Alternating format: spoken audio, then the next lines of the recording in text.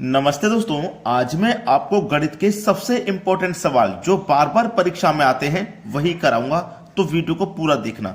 चलिए स्टार्ट करते हैं। पहला सवाल, किसी रेलगाड़ी की बिना रुके गति 60 किलोमीटर प्रति घंटा है और रुकने पर 40 किलोमीटर प्रति घंटा है, तो वह 1 घंटे में कितना मिनट रुकेगी। भाई देखो, इस प्रश्न में तो कुछ करना ही नहीं है। अगर देखो बिना रुके चलेगी तो 1 घंटे में कितनी चलेगी, 60 किलोमीटर, और रुक रुक के चलेगी तो 40 किलोमीटर। तो कितना रुकी भाई, आप कहोगे सर 20। खेल खत्म। भाई देखो, अगर हम बिना रुके चलाएंगे तो 60 की चाल है ना, तो 60 किलोमीटर चलेगी 1 घंटा में। अगर रुक रुक के चलाएंगे तो 40 चलेगी। ठीक है, तो कितना रुकी, 20 रुकी। सवाल का आंसर 20 है। अब आप कहोगे कि सर ऐसा सवाल ना हो जिसमें हम पता ना लगा सके, तो क्या करना है, यही तो बात है। तो देखिए उसमें क्या करना है मैं आपको बताता हूं। इन दोनों का अंतर करिए, 60 और 40 का अंतर 20 आया ना, 20 को रखिए ऊपर। ठीक है, 20 को ऊपर रखना। जो पहले वाली है गति उसको नीचे रखिए, गुना कर देना 60 से, घंटे को लिए। ठीक है, 60 से, तो 60 से 60 कटेगा, यहां पे 20 आ जाएगा, तो 20 मिनट रुकेगी। 20 मिनट रुकेगी। अब देखते हैं अगला सवाल। अगला प्रश्न है, यदि a माइनस बी का होल स्क्वायर बराबर 5 का square a square plus B square बराबर 41 है, तो ए बी का मान क्या होगा। बड़ा ही अच्छा सवाल है, देखिएगा ध्यान से। ये क्या है, a माइनस बी का होल स्क्वायर, तो हम यहां पे लिखेंगे a माइनस बी का होल स्क्वायर क्या होता है, कितने के बराबर होता है, a square plus B square minus का 2ab, यही तो होता है। इसका मान इतना। अब बराबर में आ जाइए। बराबर में क्या है, 5 का स्क्वायर जिसका मान 25 होता है। ठीक है, इसको हमने कर लिया।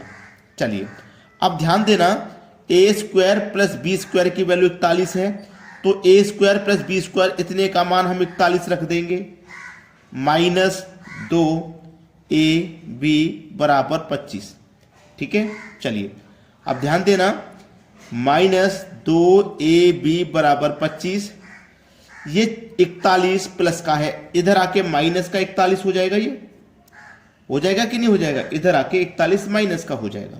चलिए, माइनस का 2ab बराबर, माइनस के 41 में से प्लस के 25 घट जाएंगे तो माइनस के 16 बचेंगे, माइनस से माइनस कट जाएगा, 2ab बराबर 16। ठीक है, 2 से 16 कट जाएगा 8 बार में, तो ए बी का मान कितना आ गया, 8 आ गया। और आपको बताना क्या था, आपको ए बी का मान ही बताना था। यह आपके सवाल का है बिल्कुल सही आंसर। अब देखते हैं अगला सवाल।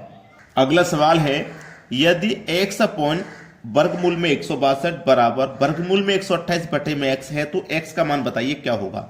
अगर ऐसा सवाल रहे तो आप जानते हैं आप क्रॉस मल्टीप्लाई कर सकते हैं। x का गुना x से करोगे तो ये हो जाएगा एक्स स्क्वायर बराबर 162 इंटू 128, वर्गमूल में 162 इंटू 128 का आप मल्टीप्लाई करोगे।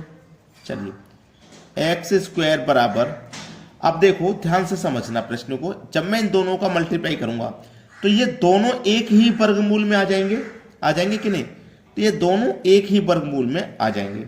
तो मैं यहां पे 162 को क्या लिख सकता हूं, 81 गुने 2 इंटू 128 को क्या लिख सकता हूं, 64 गुने 2 लिख सकते हैं। एक्स स्क्वायर बराबर, समझना, अब मैं 81 का अगर स्क्वायर करूं तो 9 आ जाएगा, 81 का वर्गमूल करूंगा तो, 64 का वर्गमूल करूंगा तो 8 आ जाएगा, 2 गुने 2 4, 4 का वर्गमूल करूंगा तो 2 आ जाएगा। सभी का हमने वर्गमूल कर लिया है। एक्स स्क्वायर बराबर, सबका मल्टीप्लाई करो, 9 8 72, 72 दूनी 144। ठीक है, x बराबर 144। ये जो वर्गमूल है, स्क्वायर जो है इधर आएगा ना, तो इधर वर्गमूल का साइन लगा देगा। तो आप जानते हैं x बराबर 144 का जब आप वर्गमूल करोगे तो कितना होता है, 12 होता है। तो सवाल का जो सही जवाब है, x का जो मान है वो 12 है। ये प्रश्न का हो जाएगा बिल्कुल सही आंसर। अब देखेंगे अगला सवाल। अगला प्रश्न, 42.25 का वर्गमूल बताइए क्या होगा। ठीक है, तो इसका जो वर्गमूल होगा आप मुझे कमेंट में बताएंगे। ये प्रश्न आपके लिए है, इसका जवाब आप फटाफट से कमेंट में आंसर कर दीजिए। चलिए अब देखते हैं अगला सवाल। अगला सवाल, एक त्रिभुज का आधार 6 सेंटीमीटर तथा ऊंचाई 8 सेंटीमीटर है, तो क्षेत्रफल ज्ञात करें। त्रिभुज का क्षेत्रफल बराबर होता है 1/2 इंटू आधार इंटू ऊंचाई। ठीक है, ये होता है। अब चलिए 1/2 लिखिए, आधार है 6 ले लूंगा, ऊंचाई है 8 ले लूंगा, 2 से कट जाएगा 6 3 बार में, 8 तिया 24, 24 से कम 24, तो ये कितना हो जाएगा 24 सेंटीमीटर स्क्वायर। ये आपके सवाल का सही जवाब। ये स्क्वायर क्यों हुआ, ये सेंटीमीटर है, ये सेंटीमीटर है, जब सेंटीमीटर का गुना सेंटीमीटर से होगा तो सेंटीमीटर स्क्वायर नहीं हो जाएगा, तो ये आपके सवाल का सही जवाब हो गया। अब देखेंगे अगला प्रश्न। अगला सवाल, 5 पाइप किसी टंकी को 8 घंटे में भरते हैं, समान क्षमता के 8 पाइप टंकी को कितने समय में भरेंगे। 5 पाइप 8 घंटे में भर रहे हैं, तो 8 पाइप कितने घंटे में भरेंगे, टाइम एंड वर्क का है। ठीक है, 5 पाइप 8 घंटे में, तो 8 पाइप कितने घंटे में, बराबर में 8 से 8 कट जाएगा, इधर बचा 5, इधर बचा x की वैल्यू 5, तो जो 8 पाइप हैं वो 5 घंटे में भरेंगे। ये हो जाएगा सवाल का बिल्कुल सही आंसर। अब देखते हैं अगला सवाल। अगला प्रश्न, 1 रुपये 50 पैसे 25 पैसे के 3 सिक्कों का अनुपात 1:3 है। 1 रुपये 50 पैसे और 25 पैसे, ठीक है, 1:3 के अनुपात में है ये। ठीक है, चलिए 80 सिक्कों की संख्या 80 है, तो कुल धन ज्ञात करें। अब देखो सिक्कों की संख्या 80 है, 50 पैसे के सिक्कों की संख्या 80 है, तो 50 पैसे अनुपात में कितने, 2 सिक्के कितने, टोटल 80।